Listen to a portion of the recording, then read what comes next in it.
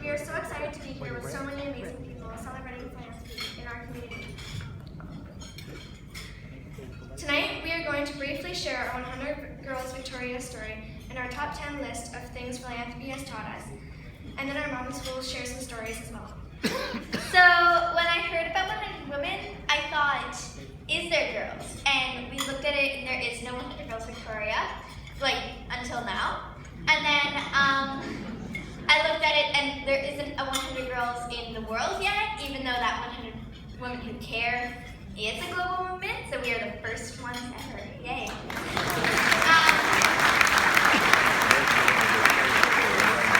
So I knew I needed a partner, and I knew I needed a partner that was committed and amazing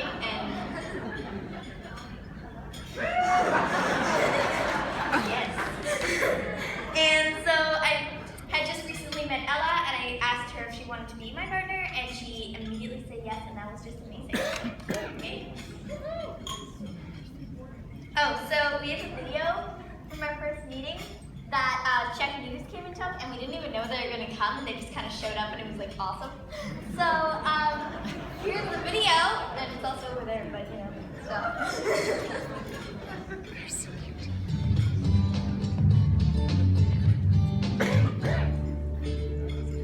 You may have heard of 100 Women Who Care. It's become a global movement with more than 350 chapters worldwide, including one in Victoria. Now a group of girls in Victoria have been inspired to start their own chapter, and it may just be the first ever. B. Cooper has the story. They pull up 3 nominations out of the box. These two 11-year-olds have joined a worldwide movement. I heard about 100 women, and I thought that there should be one for girls, and I wanted to start it because I wanted to be the one to make a change.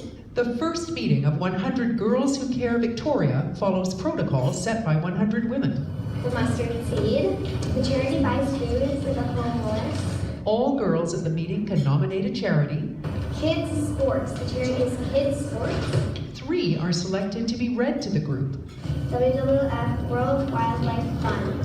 The charity helps animals in danger of going extinct. Votes are cast. The winning nonprofit receives all money donated that evening. First meeting, I think we did pretty good. We had 20 to 30 girls here. I came because I thought it was a great idea that they were raising awareness. I thought it was a great idea to help other people who aren't so fortunate. It's exciting to see girls wanting to inspire other girls to give and inspire even maybe their parents to think about philanthropy. The charity that won is Kids Sports.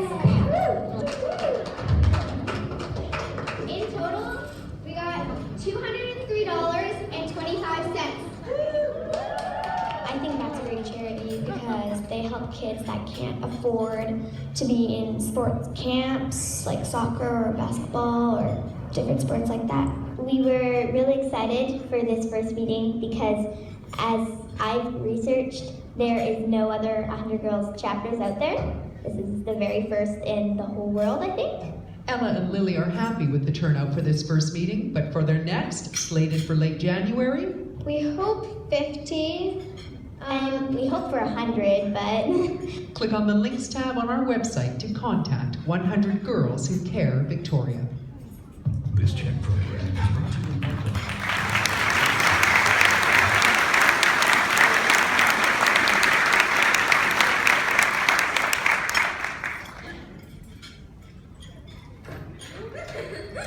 So tonight we want to share our top 10 list of things philanthropy has taught us. So it's important to give back in our community. Giving back to our community makes others feel good, but it also makes you feel really good as well. Even though we are kids, we can inspire others, even adults. Coming together as a community of girls makes us even stronger. There's so many amazing charities that we didn't even know about in our community.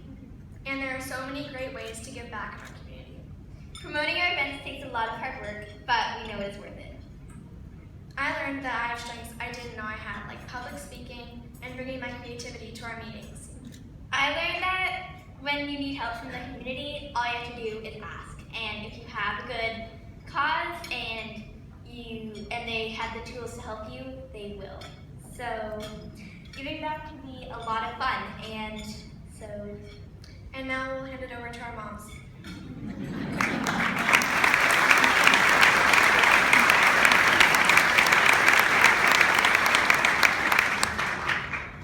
I'm tempted to keep the stool, actually. I think it's a dangerous thing to hand the microphone over to two proud moms, but we're going to keep our comments in the context of answering the question, what has philanthropy taught me?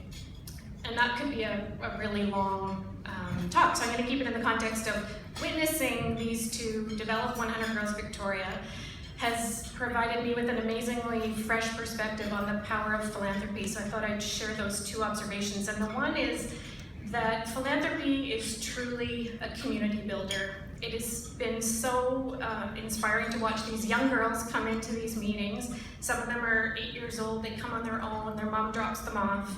Lily and Ella have a value that no parents are allowed to come to the meetings.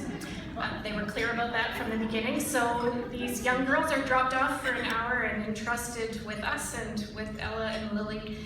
And the community that's coming together of these girls who are super excited, their moms tell us or their dads, that they do jobs around the house to come up with their money. So the window is $1 to $10. And so these girls are learning at such a young age about the power of philanthropy and giving back and doing it in a community, which we know is important to women. So to see young girls creating community together has been a great reminder for me of really what an amazing vehicle philanthropy is for building community. And so you are all doing that, and we're doing that here tonight.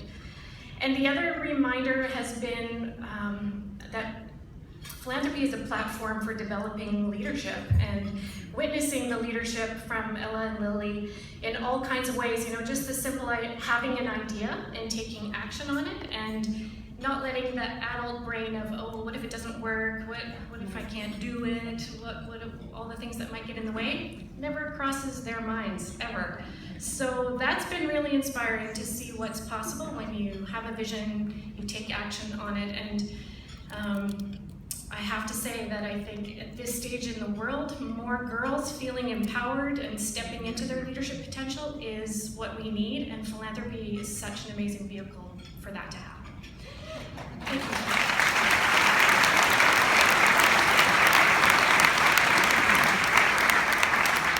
All right, so I'm going to try to keep it short, and I'm trying to answer the question here, what has philanthropy taught me? And so I grew up in a family where philanthropy was very important, but also business was very important. My father is the founder of M&M Meat Shops, and so business was a big focus, but always giving back to the community in different ways was important as well. And so just to keep it short, I'm going to skip ahead. I spent a lot of time in my adult years trying to give back in any way that I could, but just wanted to share a quick story about a recent experience that I had, really a privilege that I had, to give away some money from the family to different organizations in Victoria, and be a philanthropist myself on behalf of my father. And so it ended up being about $350,000 to the Greater Victoria area, and in different increments, different organizations. And it was interesting because when reflecting on why I chose the organizations that I chose, it was almost like making an investment in a company and thinking, okay, what does this organization stand for? What are their core values? And what are they going to do with that money that we give them? We were looking for organizations that we knew we could make a big impact with.